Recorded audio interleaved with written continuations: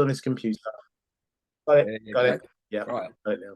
So, Roy, thank you so much for making time for Identity School of Acting, Sure. who have decided, and I think there's about 3, maybe even 4 groups this term, to look specifically at certain playwrights.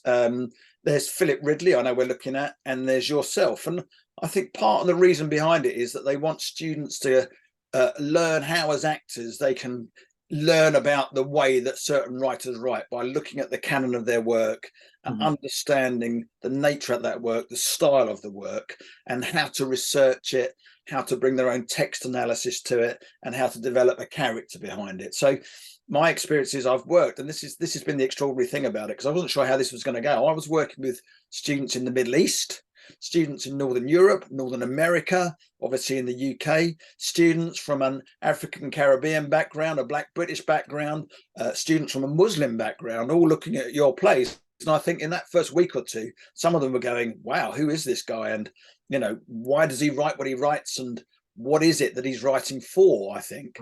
So I suppose the first thing is, because we're looking at styles of writers and styles of writing, how would you describe your style of writing? I would describe my style of writing. I think it's got to be stories that mean something to me. Could be from a personal point of view perspective, but yeah. But first and foremost, it's got to mean something to me. It's got to, as Simon Stevens says, you know, you've got to find stories that break your hearts. That's one example. I'm very much, I think, and I make no apologies about that. You know, I base a lot of what I work on based on me growing up as a Black person in this country and all the things that come with it.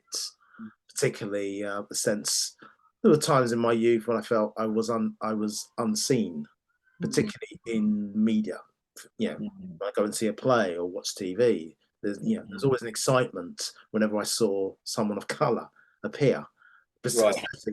If they look like me. So yeah, I've used a lot of that in terms of how I, you know, how I choose my stories, because I just kind of feel there's acres of stories about the world I come from that I think we haven't even gone near dramatizing or portraying. Yeah. I mean, there's been a few victories, a few things have succeeded, but still, by and large, it's still a massive gap. So so yeah. In terms of answering your question, in terms of what, you know, how do I find my style?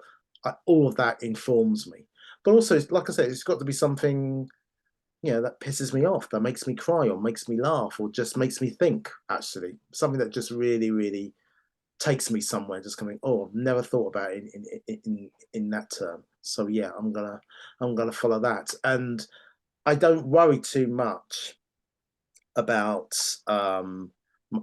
myself as a Black writer. I just kind of feel that's gonna come along anyway. That's gonna happen. That's gonna be my writing. So I try not to think too much about that. Although, you know, that is something I've struggled with, particularly when I started out. How do I dress myself? Because there's always such a conversation about, do you see yourself as a writer, or do you see yourself as a Black writer? And I understand why that question's asked. And yeah, I'm not a huge fan of that question being asked to me, because I know what you know, I sometimes suspect, you know, the agenda of the person who's asking me that, because they're straight away they're putting me in a box. They're making an assumption of what being a Black writer is. And yeah, and again, yeah, if this answers your question, I like to find ways and forms that kind of mess with people's heads and challenges what their notion of what a Black play is. I know what my notion of a Black play is, but you know, if others, it was interesting. Some of my students chose The Gift, yeah, and others chose Fallout. And in The Gift, you've got that kind of ethereal, spiritual aspect to it, haven't you? yeah. And then in Fallout, is it Fallout, or is it? Oh no, it's Little Sweet Thing, I think. Yeah, We've got the Hood. Yeah, the Hoods. Yeah. And I think they were like going, oh, his dialogue is very naturalistic, of the street, and we can come back to that.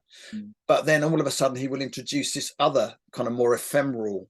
Yeah, no, aspect. I enjoy doing that when I can. I haven't done it as much as I would like in previous work. But I like, but it's something that's of interest to me. Basically, at the end of the day, I serve the play, I serve the story, what I think it can tell, what I feel it needs. And if there's an opportunity for me to, be a little bit more out there, I'll take it. Mm. Well, I think this question comes from one of our students who, if I remember rightly, was also aspiring to be a playwright and comes from a Black British background, for all I know. And he asked, "Are you trying to shift the culture when you are writing?" And he also asked, as a subsidiary to that, "Do you think we're now in a place where representation is less important?" Oh, well, let me ask the second one first. Yeah. Less important? No, I think it's more important than ever. Representation, absolutely. Yes, with a capital Y, underlined, italic. Absolutely, it's not less. It's far, far more important about representation. What makes you say it's far more important? Because we're not done. We're not done yet. I mean, what does that mean? I mean, we're all like homogenized and all the same. We're not all the same. We're not. And yeah, when I hear that question, there's an interesting quote Jamaicans have. My mum used to say, and used to hear it. Out of many, we are one. She says about specifically about being Jamaican, and that's such an embrace of different just different people, different values, different they may have the same skin, but we're all different. But also just say yes, out of many we are one people. And I think in spite of I just feel there's nothing wrong with being different. There's nothing wrong with representation and such, because because within that we can all find common threads, common things to do, to talk about, exchange and argue and fight about. I mean, that's kind of what I said, and I still feel in terms of drama, in terms of how black characters and black stories have been told, I think particularly in this country, we're still behind. We're still far behind on that. I'm still missing. I still yearn for as many different complex stories about the Black British experience as possible. But is that innate? Going back to that first part of the question, is that in an attempt on your part in telling those stories that you feel are untold? Is that therefore you trying to shift the In a way, yes, absolutely. I mean, I don't wear it like a badge of honor, and I'm not going over the hill with it. I'm not going to war for it. But yeah, absolutely. There's there's definitely that in my work, and people see it that way. Great. I have no complaints. Mm, mm, mm. So going right back to basics, you were saying that you often write from your own experience as a young Black man living in London. I definitely started off that way. Yeah. Well, that was what I was about to say. So that's obviously when you were first writing plays, and very much living up to that adage of write what you know about. Yeah. Where obviously you're a little bit older now. I know you left Rose Bruford in the early '90s, as did I. So where are you now on that? What are you calling upon? Whether it's the death of. I feel it's. I mean, I think for any writer, write what you know, I think will get you so far in terms of if someone wants to be a playwright and wishes to sustain a career from, that will get you so far. Probably your first 3 or 4 plays that get you there, and then what usually kind of takes over. Then you start writing about what you don't know, and that takes you even further as well. And both those journeys are important, but I don't think I believe both of them are useless unless you have the one key one, and that is you've got to write what you feel. You've got to write what you feel, regardless of whether you know the world or not. It's got to have a heartbeat. It's got to mean something to you, because you're going to be writing this play for God knows how long. You ain't going to get much money out of it if you're lucky. So it's got to mean something. It's got to mean something. The story, the event, the passion. It's got to it's got to have all of that. You've got to write what you feel, and I feel that's what I'm doing. Yeah, I mean, as you say, as I'm getting older, thank you very much. Just different things. Well, not different things. Things matter to me more than they say that they would before. Yeah, I'm older. I think just kind of where I am in this country now, where me and my generation are. I think that's a subject matter, or a generation that I think is fueling a lot of the plays that I wish to write about that I wish to write about now. Just who I am now as a Black British man in my 50s. We're the old farts now. The Windrush generation, who are our leaders, our elder statespeople, they're gone, and I take that really, really personally, that fact, because last 5 years, I lost my parents, which is a rites of passage that sadly most of us will go through, and I've certainly gone through it, and it's made me think, it's made me reflect, it's made me just think, okay, who am I now? What stories do I have to tell now? And actually, I just thought, you know what? There's plenty. There are loads to tell now about Britishness seen through the eyes of people like me of similar ages, and I think that's taken me on a really interesting journey in terms of my writing. And also the fact that obviously you would have started off, a young working class lad coming into the world of theatre. I mean, but you're not working. Oh, you can't say. I don't know. This is always a moot point, is it? Am I still working class? I have the same question about myself. But ultimately, you now move in those very auspicious kind of world of theatre, and Yeah. all those things. You can't honestly say I'm still that working class lad. No.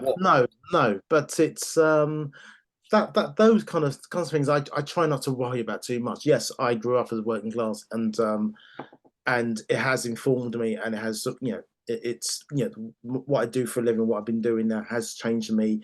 And no, if people want to make a fight about it, okay, yeah, fine. I'm not working class anymore, whatever. But that's still that life is still a part of me, and it still informs me. It's still whether I like it or Do you not. think that's still the driver though behind your work? Some of it, yeah. Some of Yeah. it, yeah. A lot of it's there because that's what started it. Yeah. I would say Yeah. so. Yeah, it's definitely still there. It's definitely still there. I have fun comparing myself now to who I was 20 or 30 years ago. Yeah. What do I believe in? What did I believe in then? And do I still believe in it now? And it's and there's fun to be had in comparing those lives, those worlds. And again, that's really kind of helping to inform the kind of writing I'm doing now. That certainly, I mean, the Death of England. That's a sort of fine example, or kind of because I don't know if I would have written those plays 20 years ago. I think I would have liked to, but I don't think I would have had the know it all Yeah. to do it. I Yeah. had to kind of, in a weird way, I had to kind of wait until I was of a certain age before I could write that way, write like that.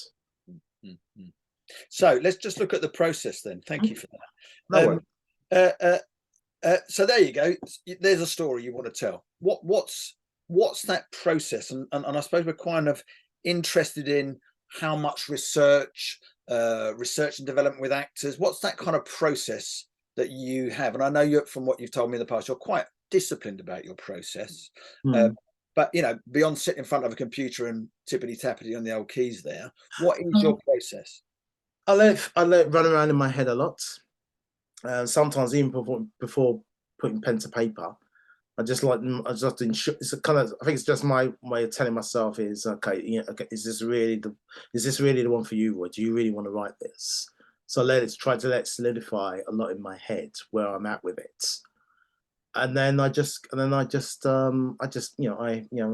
hit the paper or hit the blank computer screen and just throw thoughts down. I have a lot of fun doing that.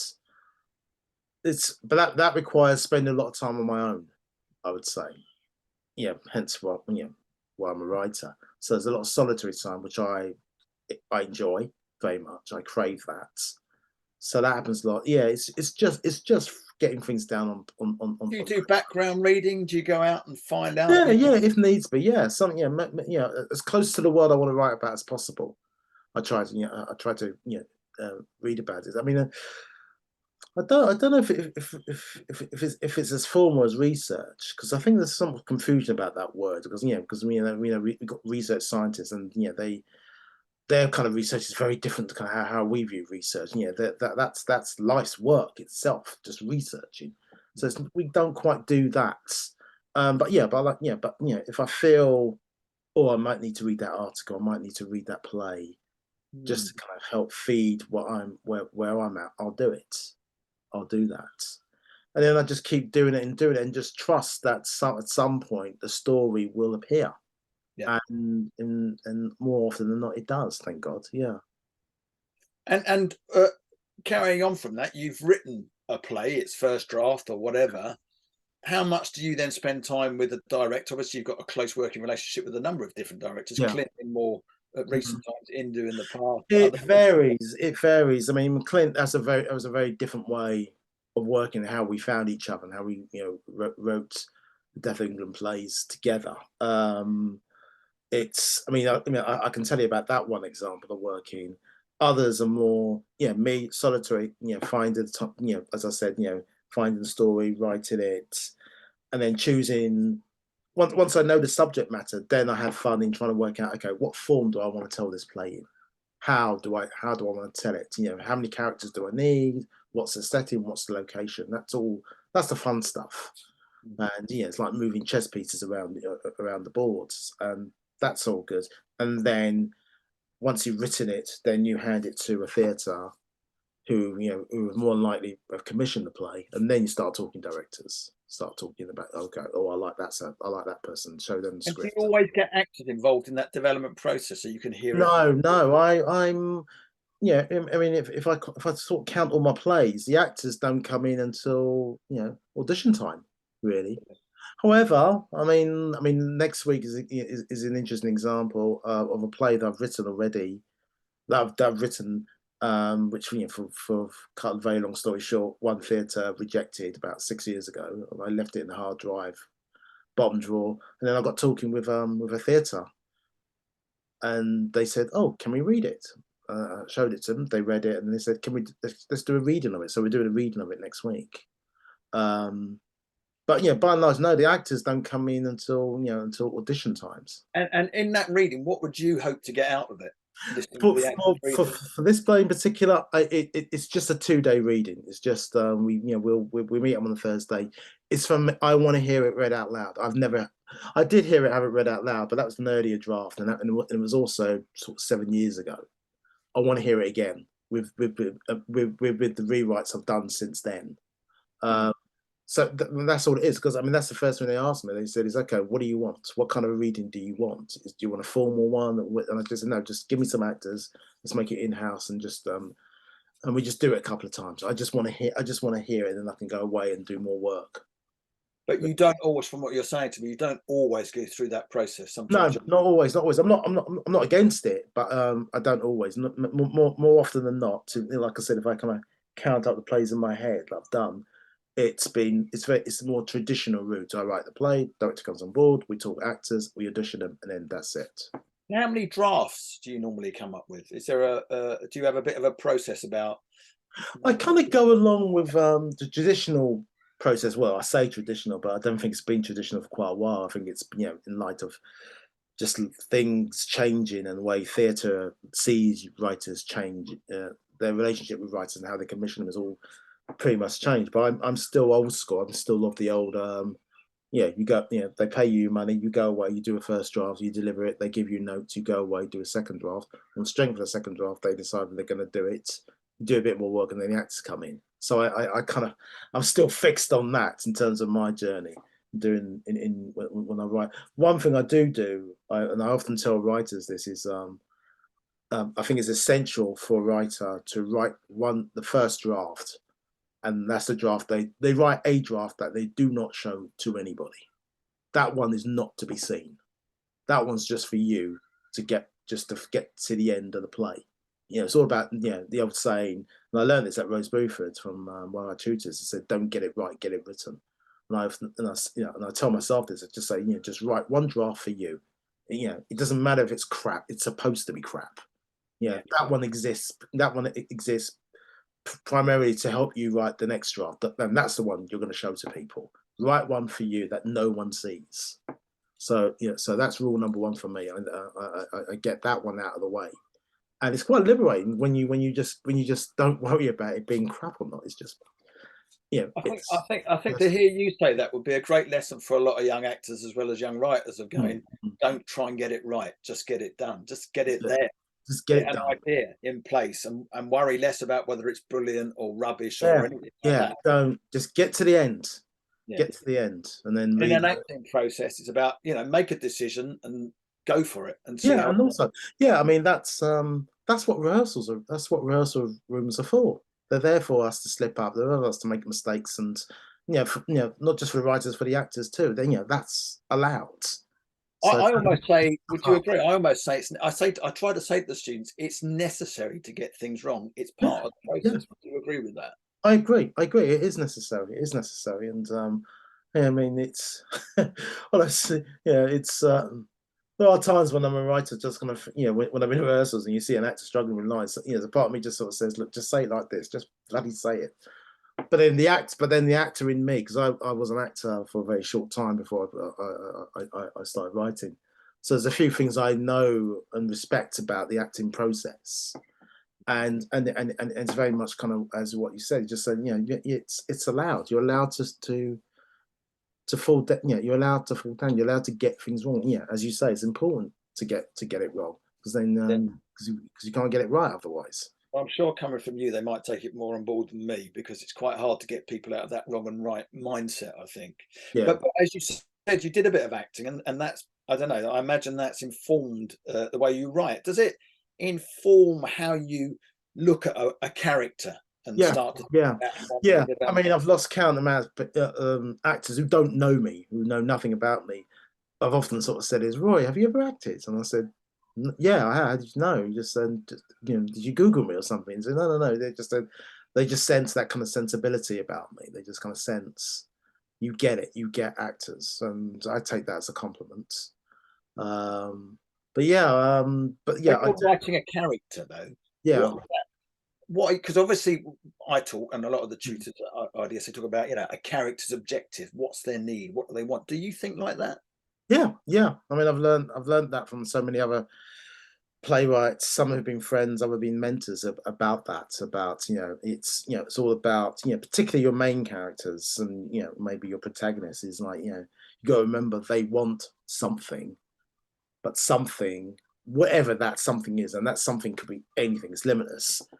It's stopping them from getting it, and it's just about how they and it's how they kind of motor on. All about inner objective, outer objectives. So in a play, the outer objective could be anything, but then it's also about the inner, and I think we as writers, we need to.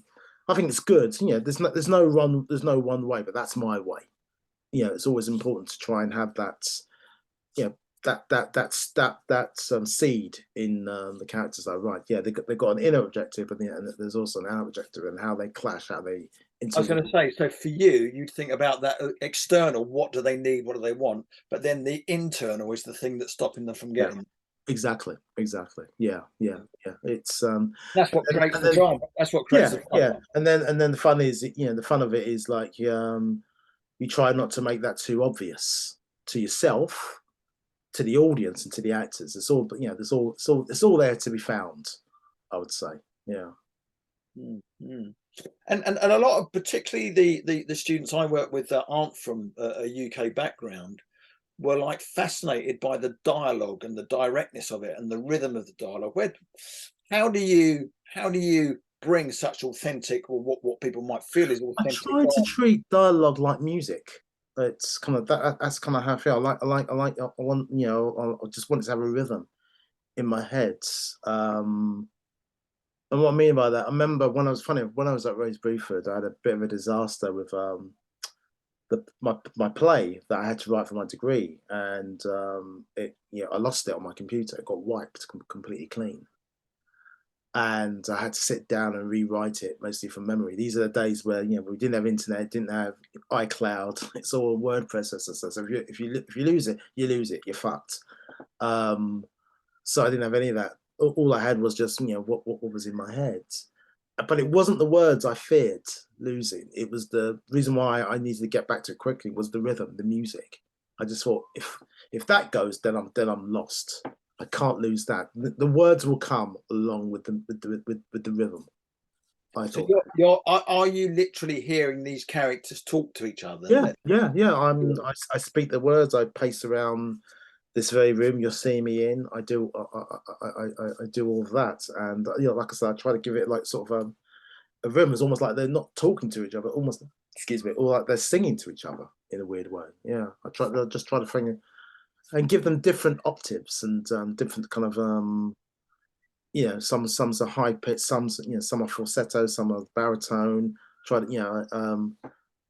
I think of that as I'm writing, and Is it a and also certain? that comes with status as well, because I remember this exercise a director showed us once about status, and he like get actors in the room, get a pack of cards. You know the process I mean, and Okay, but explain it for those who are listening. So that, but basically it's all about a status. So you get you get the company of actors in a room. You get a pack of cards. Everyone gets a card, and they put it on their heads. They can't see what card they are, and it's for them to work out what number they are in relation to how people are treating you. So, say like if I've got the King of Diamonds on my head, other people are going to treat me. They're going to like pop. They're going to make way for me. They're going to, they're going to, and you guess what status you are. And conversely, if I see someone who's the 5 of diamonds, then I treat them accordingly. It's all about each individual trying to work out how people are talking to them, what status they are. It's really good, and I kind of think about that as I'm writing plays. That's really important to me, like status. Who are these characters? Because that helps kind of remove, I don't know, repetitive, repetition in your work. Characters in particularly important because you've got one character who's an archetype. So do you need that other person who's very similar to that other person? Well, no, and you kind of move around. So that's all about choosing the characters and what kind of characters are they, what status are they in order to tell the story you want to tell. And and you use that to kind of help ensure that your play doesn't get stale or and as I say, repetitive. I love the thought of you walking up and down your room, kind of almost being the text, being the characters. You know, No, sound no, you how don't want Charles to see it. how Charles Very Dickens used to write, disturbing. wasn't It's very it? disturbing. Yeah, there'll never be any video evidence of that, me doing that. So you have to leave that to people's I imagination. suppose you're recourse a little bit to your own acting background and how you got involved in theatre in the first place. Mhm. Do you get involved much? When the play's written, you're on draft number 3, it's time to cast the company. Do you get involved with the casting very much? I do. I like sitting in auditions. I recommend it to a playwright because more often than not, that's the first time you get to hear your play out loud. You really do. And I think what was great about it is you get to see so many when audition in particular auditions, you get to see 4 or 5 actors how they approach a certain segment of the play. And then it's a good lesson for you. You just kind of think, oh, yeah, that's the 5th time that an actor has tripped up on that moment. So maybe I need to go back and have a think about that. So I often use auditions for that mostly, and I leave the kind of big decisions to the directors because at the end of the day, they're the ones that are they're going to have the most intimate. But they'll turn round to you and go, "What did you think of such and such?" Oh yeah, no, I do. I do that as well. I mean, I kind of I What wear are you two look? What hats. do you think you've got something you're looking for when you're looking at an actor? Is there I know when I see it. I know when I see it, and this is what I love about actors when they come in. They make the job easy. It's like I love actors who come in with the kind of feeling of I'm here to solve your problem. And when you do that, it's very, very rare for the director and the writer to be on opposing views. I've rarely seen that happen. I keep hearing about that, but I've rarely seen it happen in my experience where we completely no, I like him, and he goes, "Are you kidding me? He or she was dreadful." What do you mean by problem? Just explain that notion of Just in terms of like, if one actor comes in and a director has a good feeling about them, and then I kind of feel really I'm not feeling the love, and vice versa. We clash where we think, is that actor good enough or not? But What I is a think a good? good actor will cut through all of that. But what is a good actor for you? Someone who as I said, comes in with that kind of thing. I'm here to solve your problem. Good actor, someone who gets the rhythm of your work instinctively. They just get it, and they ask questions as well.